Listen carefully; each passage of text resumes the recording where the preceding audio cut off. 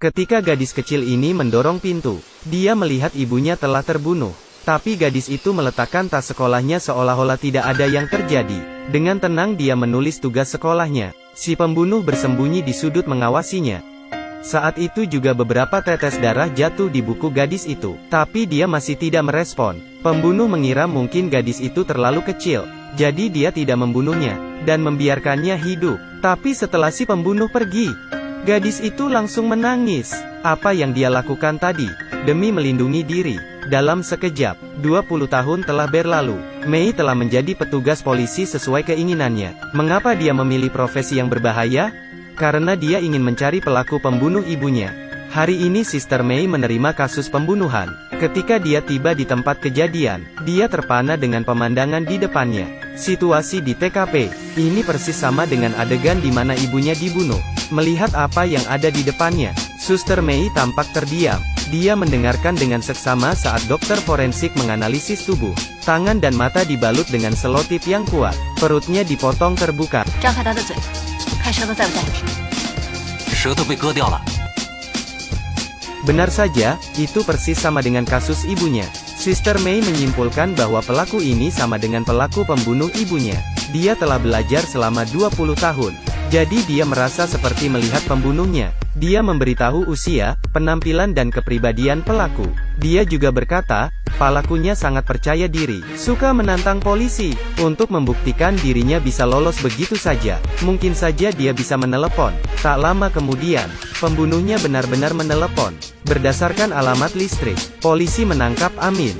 Bahkan menemukan banyak lidah di kulkasnya. Pembunuhnya akhirnya diadili. Sister Mei telah menunggu 20 tahun. Tapi ketika dia melihat Amin, dia langsung mencurigainya. Karena Amin baru berusia 23 tahun. 20 tahun yang lalu, tidak mungkin dia pelakunya. Pembunuh ibunya pasti orang lain. Dan Amin hanyalah kambing hitam. 你到底知道些什么？ Pernahkah Anda melihat penjara yang begitu aneh? Dia harus memakan satu lidah, bahkan 5 kali sehari. Ternyata Amin adalah seorang pembunuh mesum. Setiap dia membunuh mereka, dia akan memotong lidahnya. Untuk memaksa dia mengatakan pelaku sebenarnya, mereka memikirkan sebuah ide. Hari ini Amin menemukan sebuah kertas di dalam nasinya. Di atas kertas tertulis, kamu mati saja. Bahkan menyiapkan satu pisau kecil. Saat polisi datang, mereka sudah terlambat. Amin telah bunuh diri. Karena kejadian ini, Amei semakin yakin, pelaku di balik Amin, adalah pelaku yang membunuh ibunya. Tapi sekarang Amin telah mati. Kasus terputus. Sampai polisi menabrak seorang gadis bernama Wei Wei. Dia aneh dan tidak mau berkomunikasi dengan orang. Menurut polisi, ini mungkin ada hubungannya dengan kasus itu. Dan yang lebih menakutkan, dia memiliki foto dan nomor telepon Amei. Padahal mereka belum pernah bertemu sebelumnya. Hal ini sangat menakjubkan. Setelah kembali ke rumah, Amei mengambil foto dan membandingkannya di kamar. Dia pun menemukan di mana foto candid itu diambil. Saat itu juga, tiba-tiba ada sebuah panggilan telepon misterius. 你是谁？ 微微跟了我12年，他对外面一定不习惯。你要好好照顾你，知道吗？要不我就像对你妈那样对你。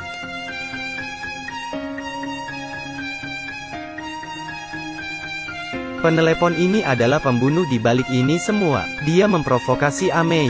Dan sekarang satu-satunya petunjuk adalah Wei Wei. Amei membawanya pulang, agar pelakunya lebih cepat ditemukan. Tapi tidak disangka, Wei Wei telah kehilangan kemampuan merawat dirinya. Bukan hanya tidak bisa memakai baju, dia bahkan kencing di celana. Tidak bisa membayangkan apa yang terjadi padanya. Untuk menyelesaikan kasus ini sesegera mungkin, Amei memanggil rekannya ke rumah untuk menganalisis kasusnya. Mereka menyimpulkan, gadis seperti Wei Wei yang dikurung oleh si pelaku, pasti tidak hanya dia. Abu berkata karena dia telah diculik dari umur 12 tahun.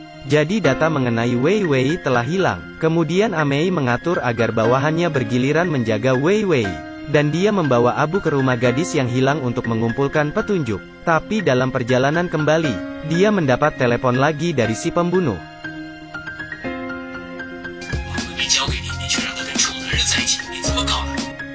Amei segera pulang ke rumah. Ternyata semua rekannya telah terbunuh. Dia bergegas mengejar si pembunuh. Tetapi dia bertemu dengan Wei Wei yang panik. 你在这干什么？叔叔，跟我玩捉迷藏。叔叔在哪儿？后面。 Begitu Amei menoleh, pembunuh langsung menekannya di pintu. Di belakangnya adalah pembunuh yang telah dia cari selama 20 tahun. Tapi siapa dia? Pembunuhnya memberi Amei banyak petunjuk, mengatakan dia telah melihatnya tumbuh dewasa. Bahkan dia tahu kapan Amei menstruasi. 还猜不知道我是谁呀？那叔叔叫罚你呢。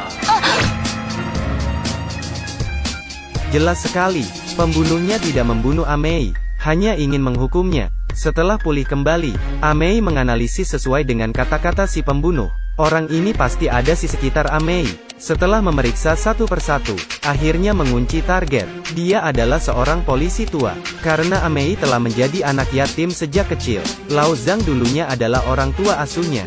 Dan yang lebih kebetulan, malam itu, ketika Amei dan Abu mengikutinya, kebetulan melihat dua gadis di bawah umur turun dari mobilnya. Amei segera menangkapnya dan membawanya ke pengadilan. Melalui petunjuk Wei Wei, yang membuktikan bahwa dia adalah paman itu. Dia adalah pelaku sebenarnya. Begitu berita ini keluar, banyak keluarga korban membalas dendam padanya. Bahkan ada yang lebih ekstrim, membunuhnya di tempat. Balas dendam akhirnya terbalaskan. Amei mengambil semua data pembunuhan ibunya, membuang semua fotonya, bersiap mengubur semuanya, dan memulai hidup baru. Dia juga berkencan dengan rekannya Ah Hao, karena selama proses pencarian pelaku, Ah Hao memberinya banyak bantuan. Seiring waktu, dia menjadi menyukai Ah Hao. Di bawah pengaruh alkohol, mereka mulai kehilangan kesadaran. Lalu ketika Ah Hao sedang mandi, Amei secara tidak sengaja menerima teleponnya. 喂，叔叔，你让我做的事我都做好了，你别杀我爹地妈咪啊！ Itu suara Wei Wei.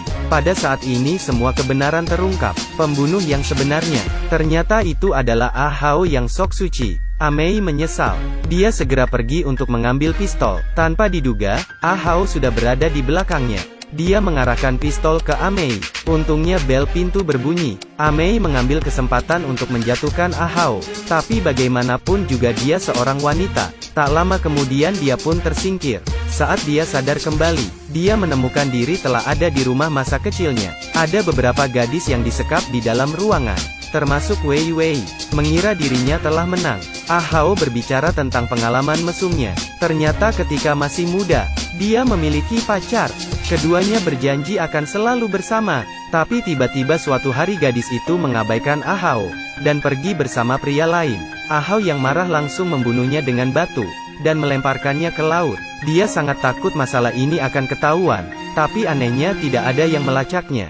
Itu membuatnya semakin berani. Jadi anak berusia 15 tahun itu mengetuk pintu rumah Amei, menciptakan tragedi 20 tahun yang lalu. Sejak itu dia terus membunuh orang. Kemudian, dia bertemu dengan Amin yang memiliki mental psikologis. Keduanya cocok dan menjadi kaki tangan. Setelah ceritanya selesai, Ah Hao akan membunuh semua orang di rumah. Dia menikam Wei Wei terlebih dahulu dengan belati, lalu gadis kedua. Dalam keadaan kritis, Amei menghinanya sebagai pria pencundang. Perkataan ini membuat Ah Hao marah. Dia menamparnya dengan keras. Saat itu juga, Wei Wei yang masih memiliki kekuatan, tiba-tiba menyerang dari belakang. Gadis-gadis lain juga memprotes. Amei mengambil kesempatan untuk memotong tali, lalu menarik pelatuknya, langsung membunuh Ah Hao.